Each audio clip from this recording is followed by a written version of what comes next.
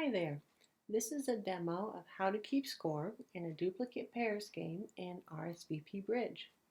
I'm logged in as Kathy, and she plays in the Drake Bridge Club Wednesday evening open game. And we can see the game has already been set up by the group manager, and the game is in progress, meaning it's ready to go. So on her homepage, she'll see this under Events in Progress, and she can join the game in progress. And we come right up with our score sheet here. You can see she's sitting at table 4, and it tells us who's north-south and east-west and which boards ought to be on the table. You can also see this up here in the left-hand side of the nav. It'll tell you which pair number you are. We're playing a howl in this particular demo, and we're on round 1 of 7. So one person at the table needs to be keeping score each round, and there is only one scorekeeper per round. So someone has to claim scorekeeping. You can have several people logged in and following along keeping score in RSVP, but just one keeps score. So we're going to let Kathy do that. And when this happened, everybody else's phones have the scorekeeper option locked out now. So you can see you've now got enter score buttons. So of course you pick up board 13 and you hit the enter score button. And once the auction is complete, you can enter the auction. So we have 4 hearts doubled by East, and then enter the lead. If you didn't want to enter the lead, you could just hit skip lead entry. And then once the hand is complete, you can put in your result. By default, we have made, but you could choose down if you wanted to. So let's say they made 4.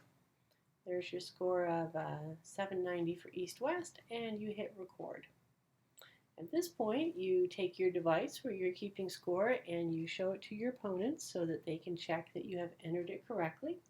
I advise the opponents to double check that the board number is correct, and of course the direction on the contract. Those are the things that seem to be needing to be updated most frequently. So you can accept or not accept. We're going to say yes, that's correct. And now we're back to the score sheet and ready to do the next hand. So we've got a 5, no trump, doubled, redoubled by south. Yeah, let's be optimistic. All right, and unfortunately that didn't go well. Down 4, record the score.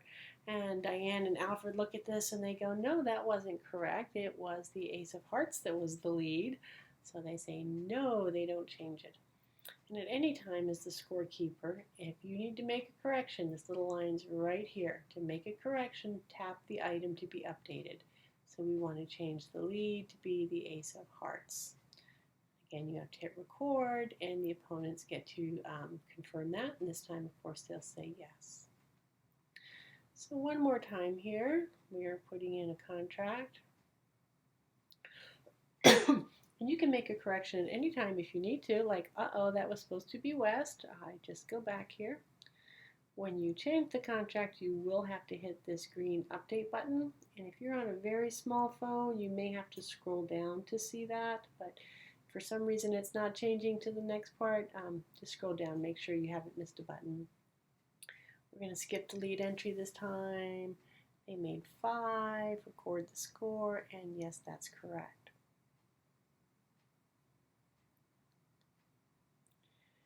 Okay, so we're looking at the end of the round here. We've got some time to go, and we're going to look at a traveler. And as we're looking at this, we realize, oh, wait a minute, that wasn't redoubled, it was doubled. So we're going to click the score. Remember, you always click what's wrong when you need to change it. So we're going to click this, we're going to bring up the traveler, and we're going to click update score. And we can tap what's wrong, correct it, update the contract, update the score, and give it to our opponents for a chance to accept it, and you'll see that that is now correct. Let's move on to the next round.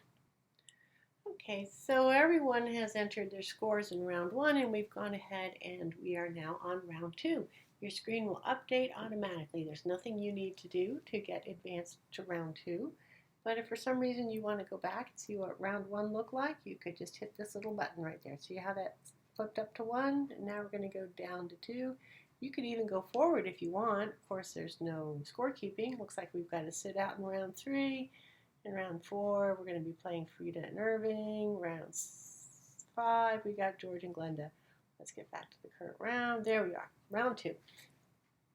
We can also look up here and click this button, and we see our little indicator lights.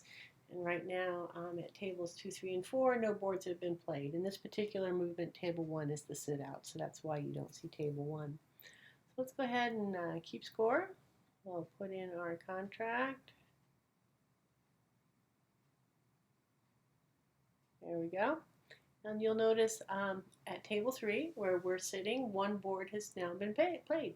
So especially when you have a sit out, it's kind of nice to know how far along everybody else is playing. And as those other scores get recorded, you may see the lights come up as other tables are recording their scores.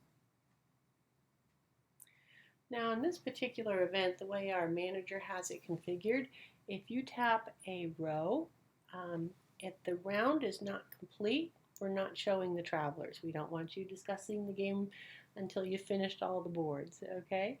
So we can go ahead and enter the scores. Let's get everything else in here. Oh, it's always fun to make these up. There we go. Let's do this one got passed out. There we go. Now that we've finished the round, we can see the travelers. All right. Sometimes you may not see this percentage column showing up in the last section there. That all has to do again with what the manager has chosen. If they turn off those percentages like that, they disappear.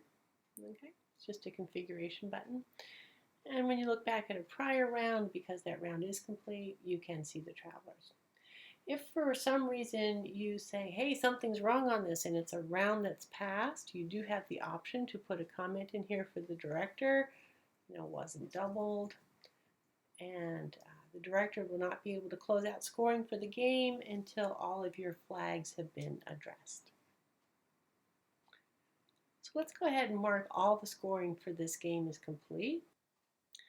Okay, so all the scores have been recorded for all the rounds now. I can scroll back up through my score sheet and see what everything looked like.